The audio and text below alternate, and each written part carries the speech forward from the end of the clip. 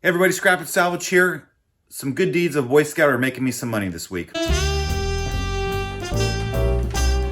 gonna start off over here. This is a bunch of board games that I found. I don't usually buy a lot of board games, but these just kind of caught my eye because they're a little older. This is a Line Drive baseball game from 1953 by Lord and Freeber Inc. USA. It's kind of cool. It's got, I've never played this, but it's got some old, different cards for pitching and pitch outs and walks. Thought it was a fun game. And underneath it, this is more of one of your chemistry set by Chemcraft Chemical Outfit.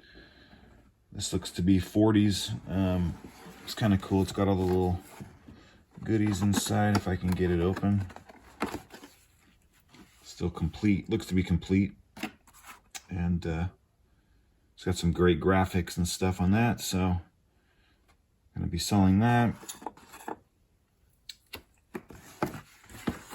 Yeah, everybody has their favorite board game when you were kids and whatnot, or as adults. I still love Yahtzee, not quite a board game, but this is cool. Name That Tune game, looks to be 60s, 1959 Milton Bradley Company. Probably wouldn't do too well on these musical hits, but fun nonetheless. Looks complete. This is 40 games, bingo, checkers, Old Maid, chess, rummy, India, and 32 other games. It's kind of cool. It's got all the little goodies in here. So I'm not going to get into it too much, but cool graphics. And then moving on to more of like the kit models. This is the Human Brain from 1970. Whole kit looks to be brand new and put together, so that's good for resale. And then the Invisible Man. This one looks like it's been put together a little bit, but these are kind of collectible. Also have the Invisible Woman. So looks to be there. Fun little learning project. And this Cutty Sark ship in a bottle. Make your own little thing. So fun stuff. Boy Scout stuff is really cool. You know, I've in the past I've kind of skipped over buying Boy Scout stuff because I don't know a lot about it, and the stuff that I have bought didn't really necessarily bring a lot of money. So I know the older stuff has some value, but this kid, man, he got like 39 merit badges, and right now this is doing really well for me on eBay. At about $275, and the auction hasn't ended yet. Paid up a little bit for this stuff because the guy I bought it from, I wanted to kind of establish a rapport with him to potentially buy more stuff. But yeah, this is cool. It has some value to it, and we'll see what it does. Found some more pins, these cool celluloid fountain pins. This one's made by LeBouf, if I'm pronouncing that right, and 14 karat gold nib. Really cool. I don't know. I love these old pins. I've been finding them lately. This one's by, is it by Independent? Yeah, by Independent. Another 14 karat gold nib. Needs some cleaning. You're just collectible. Really cool. This is more of a parts one by, this is Parker. Has some condition issues, but 14 karat gold nib as well. This one's a Parker 51. I've sold a number of these in the past. He's bringing a little bit of money. Oops. So I don't know what the nib is on that, but could be silver, could be gold. And this one is this by Schaefer as well, 14 karat gold nib. Found this little desk, kind of side desk clock, travel clock by Elgin, made in Japan. I didn't realize these were, Elgin was a Japan brand, but maybe it's later on in the years. Not a high dollar item, but might bring a few bucks. It's a Schaefer desk pin kind of thing set.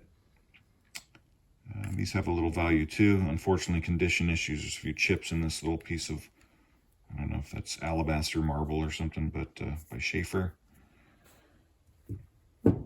And found these two combination of the 2nd Division American Expeditionary Forces, excuse me. This is World War I stuff. Have these up on eBay with a little bit of money on them right now.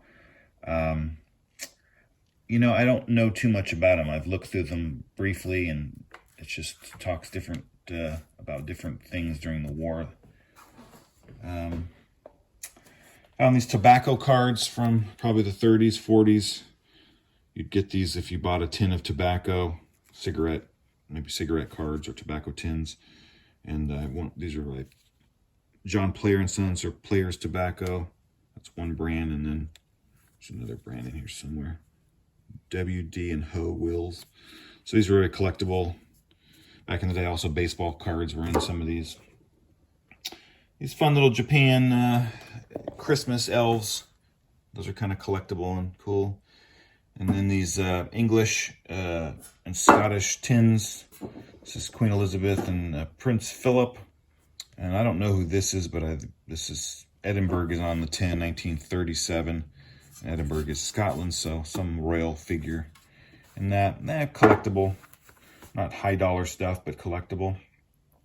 And then we have this Midnight Owl, Japan made. These are really collectible. Transistor radio. These are really cool. Some people call this a bubble. I think owl looked like the Clash of the Titans owl, but this came in the 60s, and this one works.